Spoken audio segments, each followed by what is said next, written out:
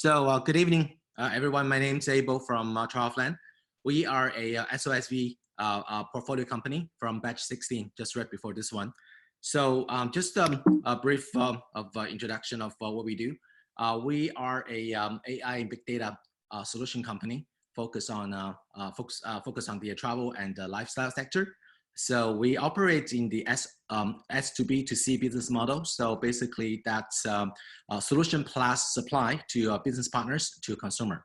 And then so we partner with different industry players like Samsung or China Mobile or SITA or any of those guys. And then so basically we empower them to create additional revenue stream by selling travel-related product or any other product they think is suitable for their channel to their consumers. And then so that's basically what we do. And then so we look at the market. So all of our businesses are, even the life, how we live our lives are being affected by coronavirus.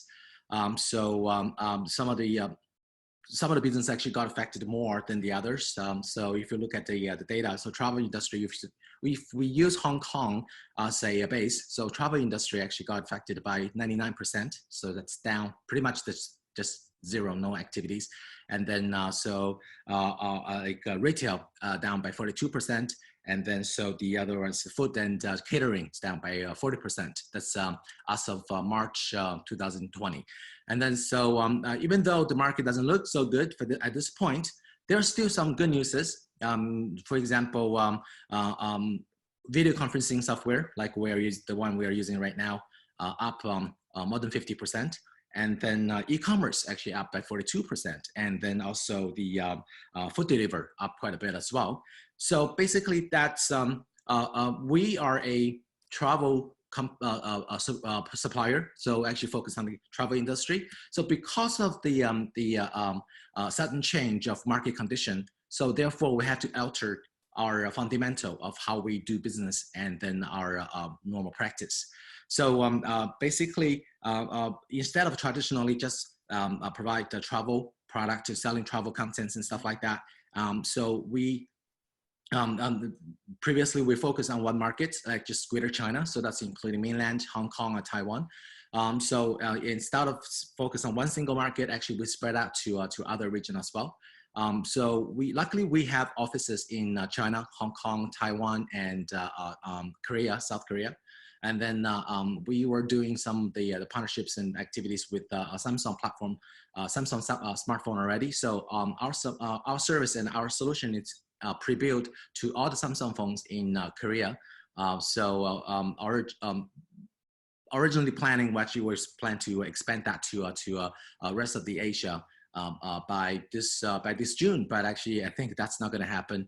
Probably going to postpone that to end of the year. But so we already have the platform, we already have the technology, and more importantly we have the channels and the customer. Therefore, we instead of selling travel-related products, we start pushing the lifestyle. So for example, in Korea, we started selling allow people to order coffee or food delivers on our platforms.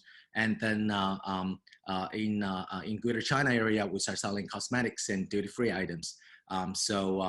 Just to give you an example, in Korea, so we just in one day, actually, the coffee orders actually more than 10,000 cups. So that's actually, you see this, people actually still demand different kind of things, demand different kind of services. It's just that we need to find the right way to do so.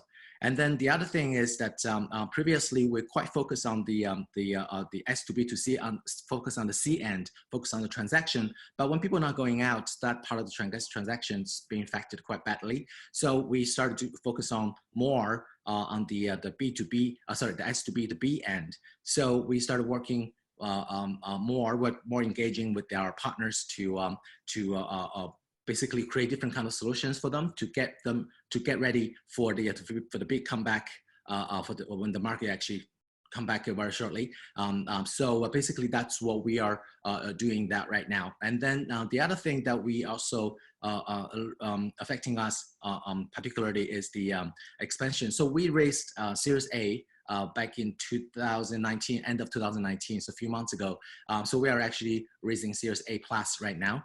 So our original plan was to expand the team by now to 40 to 45 people, but right now, we have not been hiring ever since. So basically, we are a hiring freeze. So that requires the team members to do more what they're supposed to, and then to act as quickly as the company do. So when we are trying to launch a new service or try to actually push out different services, then every single person in the team need to be on board. So, and then because actually we're doing more work, but actually with the same amount of manpower. So that's one of the challenges we are trying to overcome right now. So that's one of the things I learned quite a bit. And then the other thing is our business model is S2B2C. So therefore, when we are working with our business partners, so we need to actually really understand what they're looking for, and more importantly, what's their customers are looking for. So previously, when we were doing the B2B projects, normally we start with the customer service component first, or FAQ. To increase the customer's engagement, help them to reduce the operational cost. And then normally the second phase, we do the cross-selling, we do the revenue, marketing, sales, marketing activities. But now all the companies are actually, they lost quite a bit of revenue. So actually we customize the solution. We changed quite a bit of the model. So for example, we are working with Hong Kong Airlines. And then so previously scheduled to launch an FAQ function first. Now actually we do the cross-selling components first. So therefore we require us to be more sophisticated to design what we can help to our business partners to create values to their end customer, the end consumer as well. And then the other thing is, so just to share a little bit of our own experience, how we are trying to survive in this whole chaos, is that back in 2018, 2019, we were in transition from a B2C company to S2B2C business model. So during that transition, our business model, so our revenue actually dropped from around 3 million Hong Kong dollars a month to 0. So and then it took us just about a good year to actually get our hands around things and then start pushing out things. And so at that point, we're trying to raise, this is back in 2019, we're trying to raise Series A. So what we learned as a company is that we did not act quickly enough. We did not actually focus on the key things that allow us to do a quick turnaround. So after we finished raised the Series A a few months ago, so when we're hitting the outbreak, so because we had previous experience, so now it gives us the luxury of or the experience of actually how to quickly turn things around. If this part is not working, then quickly we push something else. So we decided to do back in January, our revenue was about 15 million Hong Kong dollars, and then so that was actually for the first 15 days of the month, and then since starting from 16th of January, boom, it's down to 0. So so at that point, we need to quickly find something else to actually fill in the gap. So we decided to do the e-commerce and the lifestyle business starting actually I think it was January 30th or 31st, and then we launched the service on February 4th. So basically, it took us 1 week to actually turn things around, start pushing out something else. And then right now, the revenue is not at the original level yet, but actually start growing up really quickly. And on the B2B side, the service side, and then also on the lifestyle and cosmetic, the e-commerce component as well. And then, so basically that's one thing I learned. And the other thing is I would like to point out here is the power of team. So originally we had 17 people in the team, and then this is actually we gone through the entire 2019 the difficult time together. So I think everybody through that 1 year learned something from that experience. So therefore, at this point, basically, when we are facing another challenge, as long as you give the team the trust, the support, they need, actually there's a lot of things that we can actually conquer together. So that's actually, we're very blessed that we have a very strong team that everybody work together as to achieve the same goal. And then the other thing is I would like to share here is that utilize whatever sources that you have, especially through a difficult time. Whatever the resources, whatever the content you have, especially for the guys actually the SSV network. So for our last round of fundraising, they helped in a great deal, and then they also help us in many ways that to, for example, PR.